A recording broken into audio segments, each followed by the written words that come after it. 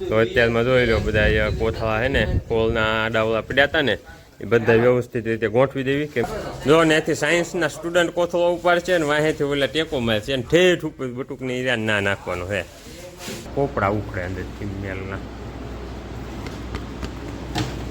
જો ને એટલું જાડું મટીરિયલ અંદર મેલ હોય શું કહે કોટન કરતાં જરીક ઓલું આવે અને આ કાપડ જેવું એ પ્યોર કોટનનું આવે તો પેલું કાપડ આ હોય અને બીજું કાપડ આ હોય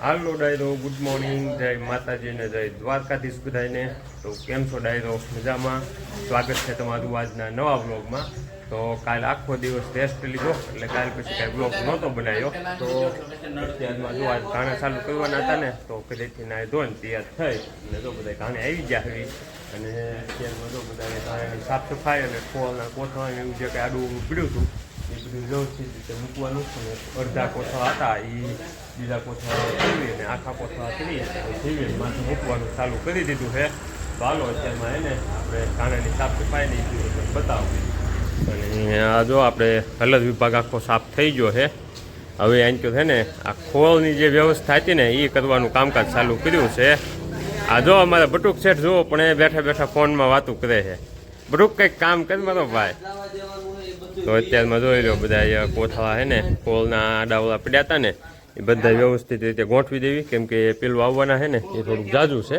એટલે પછી બધો ખોળ અહીંયા હમાશે ને જો અહીં મૂકી દેવું ને તો પછી અહીંયા હાલ સાઈડમાં નડે એવું છે એટલે અમુક અધૂરા કોથળા હોય ને એમાં બીજા જે અડધિયા કોથળા હોય એમાં આખા કોથળા ગોઠવી તો પાઉભાઈ અને બટુક બે ઉપર શું કહેવાય કોથળા ગોઠવે છે થેપી હેકી મારતા જાય છે એ રીતનું છે જો આ અડધિયા કોથળા છે ને એ આખા કરવાના છે બધા અને આ હેઠના કોથળા ઉપર મૂકવાના છે અને આ બાજુ જો અમારે જગુભા સાફ સફાઈ કરે છે જો કેવું મસ્ત બધું વાળીને સાફ કરી નાખ્યું ચોખ્ખું તો અત્યારમાં જો બધી બાજુ સાફ સફાઈ ચાલુ છે ઓલટો રવુભાઈ આ કાણાની જે એટલી સોચક્યું આવે ને એ સાફ કરતા અને એન્ટો અમારા વાલ બાપા જો કોથળા સીવે છે તો બધા અત્યારમાં પોતપોતાના કામમાં વ્યસ્ત છે હું એક જ નવરો બ્લોગ બનાવું છું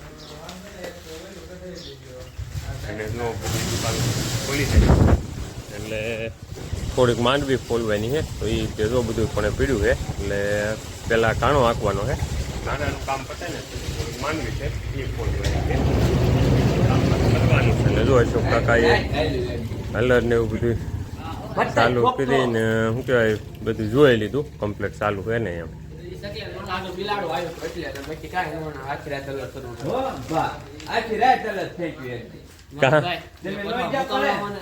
ચાલુ થઈ ગયું તું હલે કે કોઈ કીધું તું તો ટાટ જ પડી ગયું તું તો જમાવટ પાડે છે ને ઘર ઘર ઘર હાથે કસરત કરવા આવ્યા ને ત્યારે ખબર પડે અરે કામ કર બટુક જોયું હા જો પાઉભાઈ જો આ કોથળો વાલ બાપા સીવી નાખ્યો છે હાલો જોવાય ને મૂકી દો અત્યારે હાલો એમાં ખોળ જશે એને આખો કરવાનો છે જો હવે જો કના કાકાની જો કોથળા ઉપર નાખે છે અને અમારે ભાઉભાઈની સ્પેશિયલ ફરમાઈશ છે કે આ લોકો એ જે આ લોકોનો વિડીયો બનાવો એટલે એનો સ્પેશિયલ આપણે એ બધાની ફરમાઈશ પૂરી કરવાની છે કા ભીખા આ બે ને કંઈક ફોનમાં લપ હાલે છે હાલો જો હવે બે માસ્તર છે ને કોથળો ઉપાડે છે તેમ જો હાલો એ લ્યો ખાલી ના નાખવાનો હતો હવે એટલે હાટું મને ખોટો ઓલો વિડીયો બનાવતા આવ્યો હવે અહીંથી જો સાયન્સના સ્ટુડન્ટ કોથળો ઉપાડશે જો ને એથી સાયન્સના સ્ટુડન્ટ કોથળો ઉપાડશે ને વાહેથી ઓલા ટેકો મારશે ને ઠેઠ ઉપર બટુકને ઈરાન ના નાખવાનું છે લે હાલો જો આ રીતનું કામકાજ હાલે છે હવે આખો દી છે ને એની માથે કોથળા નાખવાના એટલે અહીંયા હાલવાની જગ્યા વધે અને એમ તો જો ઉપાયની ઘાણાની સાફ સફાઈ કરે છે બધી અત્યારમાં અને અહીંયા જો હજી જગુભાઈની સાફ સફાઈ હાલે છે તો બધી સાફ સફાઈ એવું કરી આવ્યું ને કાંઈ લોકો આવી જાય પછી ખાણા ચાલુ કરી દેવી. હજી જો ફિલ્ટર વિભાગની સાફ સફાઈ આખી બાકી છે તો એ ચાલુ કરી દેવી હવે. હે ને ડાયરો આપણે હે ને ઘાણો ચાલુ કર્યો હતો પણ જે આ ફિલ્ટર થયો ને ફિલ્ટર આમ તો અહીં પહેલાં જે ચાલુ કર્યો ને તે જ જામી ગયેલો હતો પણ હાલી ગયો હતો પણ આ છે ને હાલ એવું નહોતું એટલે ફિલ્ટર સાફ કરવો પડ્યો છે. અત્યારમાં જગા કાકાએ અને અશોક કાકાએ જે ફિલ્ટર સાફ કરવાનું ચાલુ કર્યું છે એટલે એટલો જો સાફ થઈ ગયો. હવે થોડીક પ્લેટો બાકી રહી છે 5-6 પ્લેટો જેવું એટલી 1 2 3 4 5 6 પ્લેટ બાકી રહી છે અને કોપડા ને કોપડા જામ્યા છે. અત્યારે ઉનાળો હોય ને એટલે ભેજ ઓછો હોય તો જામ્યો છે જરીક હેવી. જો કોપડા તમે જુઓ એટલો જાડો જામ્યો છે અને એકદમ ભેજ વગરનું અને આ એક બાજુનું જ મટીરિયલ છે. આટલું ને એટલું જાડું બે બાજુ મટીરિયલ હોય અને આ જે વચ્ચેના હોલ હોય ને એમાં તો ડાટા દેવાઈ જાય છે એટલું કડક જામ્યો છે. આટલું આ સાફ કર્યો ને આ 5 થી 6 જબલા ભરાઈ ગયા. જો આ પ્લેટ નોથી પાડીને એટલે તમને બતાવું કઈ રીતનું કેટલું મટીરિયલ જામ્યું છે.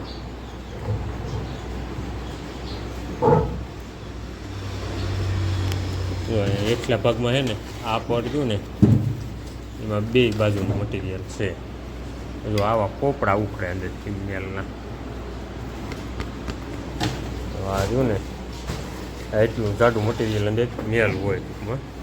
તેલ જે ઘાણામાંથી નીકળે ને એ જે ડોળું આવે ને એ ડોળ બધું રહ્યો ને એ પ્રેશરથી આપણે આ કાપડની અંદર બધું મેલ રહી જાય અને તેલ ચોખ્ખું થઈ અને આ 2 કાપડની અંદર પેલું કાપડ આ એટલે આવડું આ પેલું કોટનનું કાપડ અને બીજું આવડું આ એ કાપડ રહ્યું ને એ જરીક ચીકણું આવે. ચીકણું એટલે આપણે આમ શું કહેવાય કોટન કરતાં જરીક ઓલું આવે અને આ કાપડ રહ્યું એ પ્યોર કોટનનું આવે.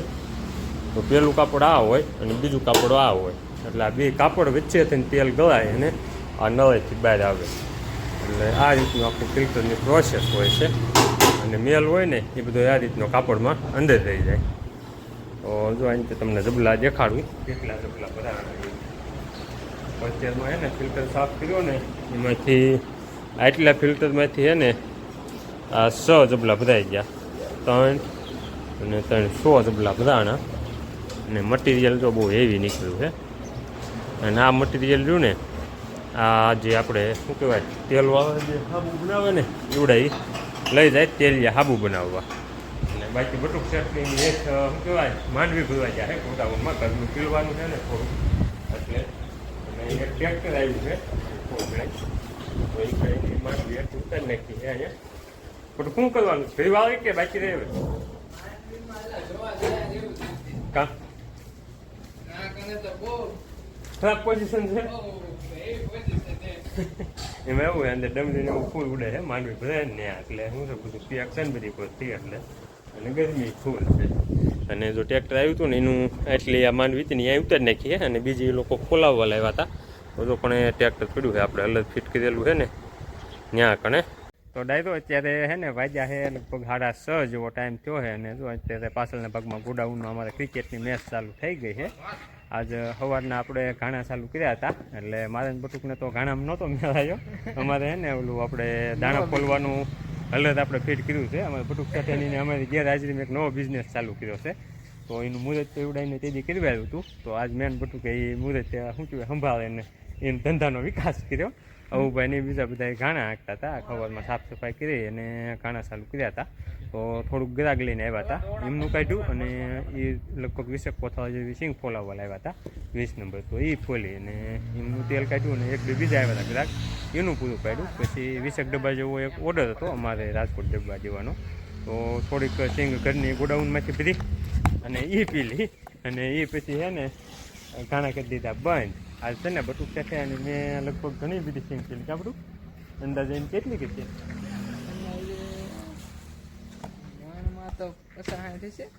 હા બસ એવી ખરી. કેમ કે ઓલા જે હતા એ લગભગ એકને 15 કોથળા હતા ને એકને 10 હતા એ વાત. એટલે 39 કિલો લેખે આવી ને તો એવું તો અંદાજે થાય જાય છે. મારું પાછું ગણિત બહુ પાકું નથી એટલે બહુ ખબર નહીં પણ હું એવું થયું છે. થોડીક છે ને 32 નંબર ખોલવાની હતી તો એ છે ને બીજા એક ખેડૂતને દેવાની હતી. ઓગડા બાપાની સિંગ હતી ને એ ફોલી હતી. એટલે એમાં પાછું કેવું થયું કે સાણા ફેરવવા આપણે 32 નંબર હોય ને એ ઝીણી સિંગ આવે, આપણે 20 નંબર હોય ને એની કરતાં સાઇઝમાં. એટલે સાણાને એવું બધું ફેરવી ને પછી 20 નંબર એટલે 32 નંબર બપોર પછી ખોલી હતી. તો એ બધું કામકાજ પતાવી લગભગ 2.5-3 જેવું થઈ ગયું. કપડું બંધ કર્યા ઘાણા, એ વટાણે ઘાણા બંધ કરી અને પછી છે ને કપડાં બપડા બદલાવી. જો હવે એક તડકો તો પડ્યો ને તે ક્રિકેટ ચાલુ કરી છે. હમણાં તે તાપમાનમાં છે ને હાઈ સ્કોર વ્યૂ જાય છે, લગભગ 48 કામ એટલે તાપમાન વધી જાય છે. એટલે તાપમાન કંઈક તો પડે ને પછી ક્રિકેટ ચાલુ કરી દે. એટલે લગભગ 5:30 આજુબાજુ ક્રિકેટ ચાલુ કરી છે. જોવાની તો અમારી મેચો ચાલુ થઈ ગઈ છે. અત્યારે અમારી ટીમનો દા હાલે છે. અમારી ટીમમાં અમે 4 જણા છીએ. માસ્તર છે, ઉભાઈ, બટુક શેઠ અને હું. અને હાની ટીમમાં છે અમૃત્યો, ભાઉભાઈ, ભીખાલાલ અને સુમિત્યો. એ 4 છે, એની 4 છે. એ રીતની મેચ હાલે છે. બીજા બધા આગળ બેઠા છે. અને આજે અમારે બટુક શેઠને આજુ મેળો જો ને એને બિચારાને ગળા પાવો ખવડાવી દીધો, ફાંસી દઈ દીધી. અત્યારે ટીંગાડ્યો છે. એમાં હું તું ડાયરો આ મેળો જો ને એ આપણે ટ્રેક્ટરની ટ્રોલીમાં ફિટ કરેલો હતો, પણ પછી તાત્કાલિક મારે માંડવી ભરવાની થઈ ને ગોડાઉનમાંથી ઘરની સિંગ ખોલવા હતું, ડબ્બા પૂરા થઈ ગયા હતા. તો પછી છે ને મેળાને અત્યારે ટીંગાડી દીધો એટલે શું છે પાછો મૂકવાનો થાય ને ત્યારે વાર ન લાગે, સીધો શું છે આપણે ટ્રેક્ટર પાછું મારી દેવી ને તો સીધો ટ્રેક્ટરમાં આવી જાય. અને દિવાલનું કામ તો હજી જો ઊભું થયું નાયનાન છે.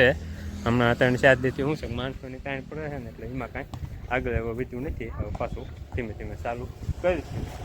અને અફસોસની અને દુઃખની વસ્તુ એક છે ડાયરો કે અમારે બટુક શેઠ રહ્યા ને એ એમ એક દિવસ ગેરહાજર થયા ને એ લોકો અમારી જે ઓલી દાબેલી અમે જીત્યા હતા ને મેચમાં એ ખાઈ ગયા. એટલે એવડા એને રામ જાણે એ દાબેલી કેમ ગળે ઉતરી અમારી વિના, એ મને નથી સમજાતું.